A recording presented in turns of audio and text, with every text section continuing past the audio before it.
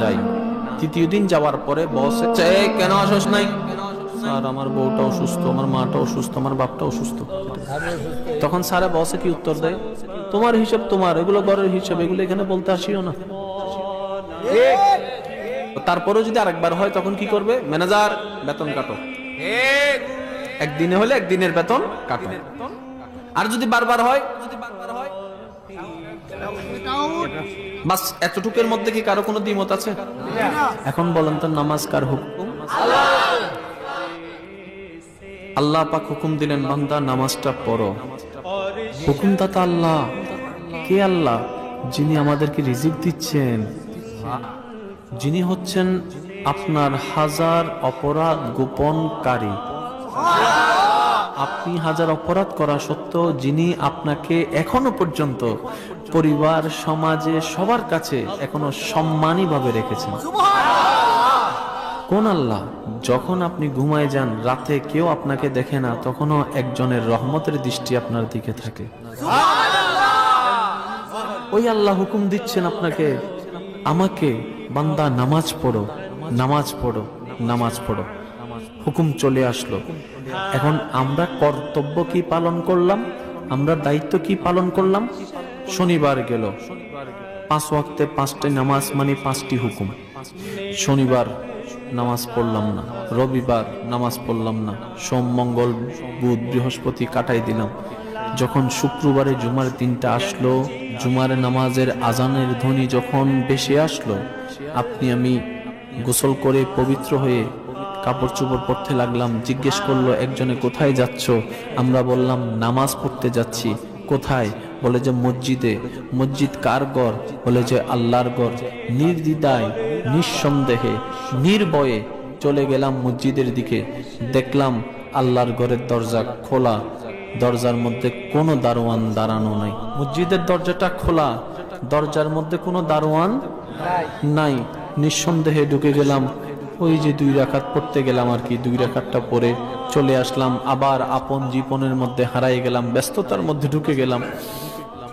হঠাৎ করে ওই বান্দার মনের মধ্যে চিন্তা আসলো, কিছুদিন আগে না আমার বস আমাকে 2 দিন না যাওয়ার কারণে কত রকমের বকা দিল। কিছুদিন আগেই তো আমার বস আমাকে 2 দিন চাকরিতে না যাওয়ার কারণে কত রকমের কথা শোনালো, আবার বেতনও কেটে ফেলছে। আবার বারবার করার কারণে চাকরি থেকে এক কোম্পানি তো বেরই করে দিয়েছে। কোন রহমানের বান্দা? কোন রহমানের বান্দা? সপ্তাহে 6টা দিন হুকুম পালন করলাম না, তাও আবার ডেলি 5 বার করে। 5-6-30টা হুকুম শুধু নামাজের মাধ্যমে অমান্য করলাম। মিথ্যা তো আছেই, সুদঘুষ তো আছে। তারপরে ওই দরজার মধ্যে ফেরেশতা তো নাই, ইমাম সাহেবও বাঁধা দেয় নাই, মুয়াজ্জিনও বাঁধা দেয় নাই, আল্লাহর ঘরে তুই ঢুকতে পারবি না, শনি তুই আসিস নি, তুই আসিস। কেমন রহমানের বান্দা আমরা! শনি থেকে বৃহস্পতি যখন এই অমান্যটা করলাম, শুক্রবারে তাও 2 রাকাত পড়তে গেলাম তাড়াহুড়ার মধ্যে। মুয়াজ্জিন ইকামত দেওয়ার পরে ঢুকলাম, নামাজটা 2 রাকাত পড়ে সালাম ফিরে আবার চলে আসলাম। আগে পরে কিছুই পড়লাম না। ঘরে এসে যখন বললাম মা ভাত দাও, টেবিলের মধ্যে ভাত রেডি, তখন সে ভাতের দিকে তাকায় চিন্তা করলো, এই ভাত তো টাকার বিনিময়ে এসেছে, টাকাটা তো চাকরির মাধ্যমে এসেছে। আমার বস তো আমার বেতন কেটে ফেলেছে, কিন্তু আমার রহমান আমার রিজিক কাটেনি।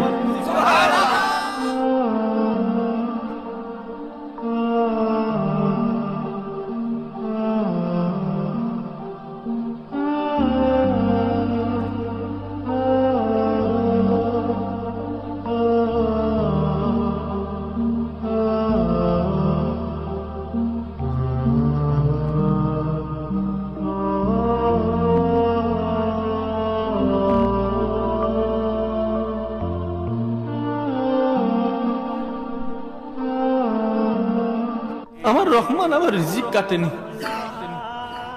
বরঞ্চ আমি যা পছন্দ করি আমার আল্লাহ সেগুলাই ব্যবস্থা করে দিয়েছে।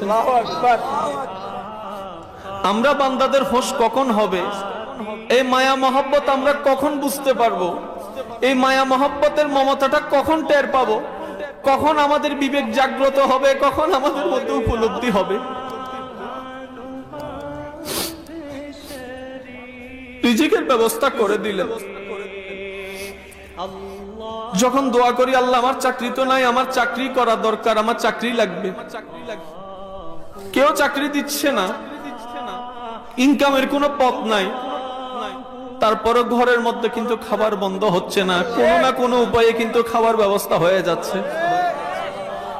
ফেরেশতা বলে, আল্লাহ শুধু 5 ওয়াক্ত নামাজের হুকুম অমান্য করার মাধ্যমে সে তোমার নাফরমানি করছে না, বরং তোমার জমিনে থেকে অক্সিজেনের নিয়ামতটা পর্যন্ত সেই নিঃশ্বাসের মাধ্যমে প্রতি সেকেন্ডে নিয়ে নিয়ে তোমার জমিনে থেকে তোমার নাফরমানি করছে। আল্লাহ আমাদের তো আর সহ্য হচ্ছে না, হুকুম একবার দাও তোমার বান্দাকে